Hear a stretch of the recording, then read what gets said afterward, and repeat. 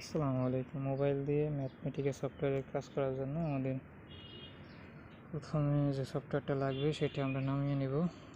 এটা Wolfram cloud. তো এটা আমার নামানো আছে অলরেডি। ওপেন করে নিচ্ছি।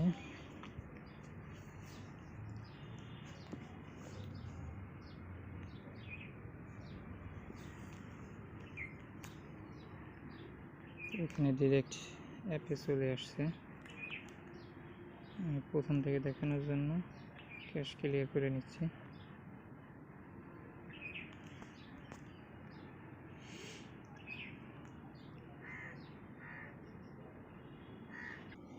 অলরেডি অ্যাকাউন্ট থাকলে আমরা এখান থেকে সাইন ইন করবো, আর অ্যাকাউন্ট না থাকলে আমরা এখানে ক্রিয়েট অ্যাকাউন্ট দিয়ে যে ডকুমেন্টগুলো চাচ্ছে এগুলো দিয়ে করে নেব। আমার যেহেতু অ্যাকাউন্টটা আছে, তো আমি আমার জিমেল পাসওয়ার্ড দিয়ে আমি লগ ইন করে নিচ্ছি।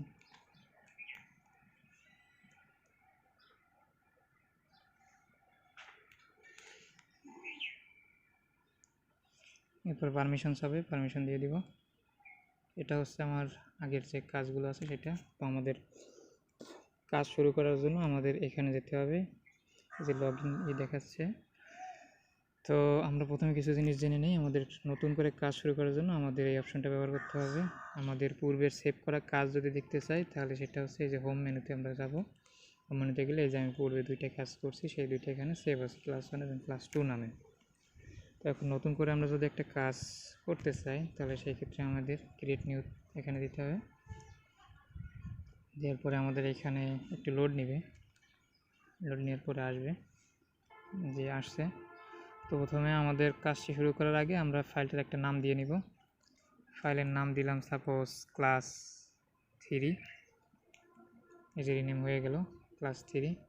তো এবার এখানে অপশন দেখেন, এখানে ক্লিক করলে কিছু আসছে না। তো এখানে যদি আমরা কোনো কিছু কপি করে এখানে পেস্ট করতে চাই তাহলে এখানে ডিরেক্ট পেস্ট অপশনটা ব্যবহার করব। আর যদি এখানে লিখে আমরা কাজ করতে চাই তাহলে এখানে নিউ সেলে ক্লিক করে তারপরে আমরা করব। তো আমরা প্রথমে পেস্ট করে কাজ দেখতে চাই, একটা নর্মাল গ্রাফের এটাই আমরা দেখব, সাইনের গ্রাফটা। তো আমরা এখানে পেস্ট করে দিব, যে হয়ে গেল। তো এটা আমরা রান করার জন্য এখানে 3 ডটে ক্লিক করে ইভ্যালুয়েট ওয়াল সেলে চাপ দিব। জি, এখানে চলে আসছে। এখানে সাইন এক্স হচ্ছে আমাদের ফাংশন, যেখানে এক্স হচ্ছে আমাদের ভেরিয়েবল এবং এক্সের ইন্টারভ্যালটা আমরা এক্স অ্যাক্সিস বরাবর আমরা দিয়েছি 0 থেকে 10 পর্যন্ত। তো আমরা এটাকেই যদি আমরা অন্য রেঞ্জের জন্য দেখতে চাই, যে সাপোজ আমরা -10 থেকে 10-এর ভিতরে দেখব, তাহলে আমরা এই যে চেঞ্জ করে নিলাম, আবার ইভ্যালুয়েটে চাপ দিব। এই যে এবার -10 থেকে 10-এর ভিতরে আসছে। তো এবার যদি আমরা লিখে কাজ করতে চাই তাহলে আমরা নিউ সেলে চাপ দেব। এরপরে হচ্ছে ওয়ালফ্রাম ল্যাঙ্গুয়েজ ইনপুট দেওয়ার পরে এখানে আমরা লিখব। তো আমরা কোয়াজেরটা লিখব। তো আমরা কোডটা লিখি, পি বড় হাতের, প্লট, থার্ড ব্র্যাকেট দিয়ে হচ্ছে আমাদের সবগুলোকে আটকায় দিতে হবে, সাইনটা বড় হাতের। কোয়াজেরটা দেখতে চাবো বলছি, 10-এরটা দেখি, 10, থার্ড ব্র্যাকেটের ভিতরে এক্স ইন্ডিপেন্ডেন্ট ভেরিয়েবল। তাহলে হচ্ছে বাকিটা আমরা লিখে ফেলি। 0 থেকে 20 এই রেঞ্জের ভিতরে আমরা যদি দেখতে চাই তাহলে এই যে লেখা শেষ, ইভ্যালুয়েটে চাপ দিব। এই যে আমাদের 10-এর গ্রাফটা চলে আসছে।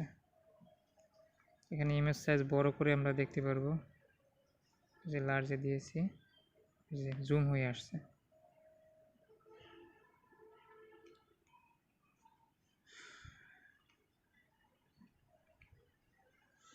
তো এবারে একইভাবে আমরা এভাবে লিখে লিখে আমরা কাজ করতে পারবো। আর যদি পেস্ট করি তাহলে সেক্ষেত্রে হচ্ছে যে পেস্টের অপশন। তো আমি যদি এবার একটা 3D প্লট দেখতে চাই,